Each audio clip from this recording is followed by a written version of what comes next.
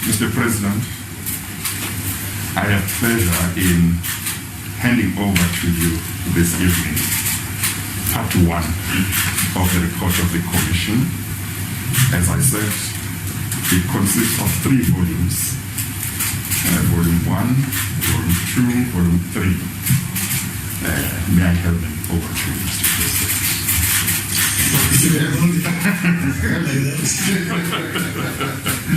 I will submit the full Commission report to Parliament by the 30th of June 2021.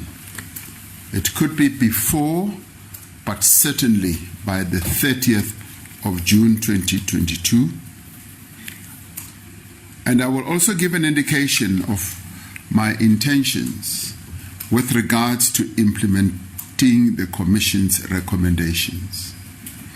As I indicated to court, only once the final installment has been received will it be possible, practically possible, to have complete sight of the report's implications and to develop an implementation plan on the recommendations.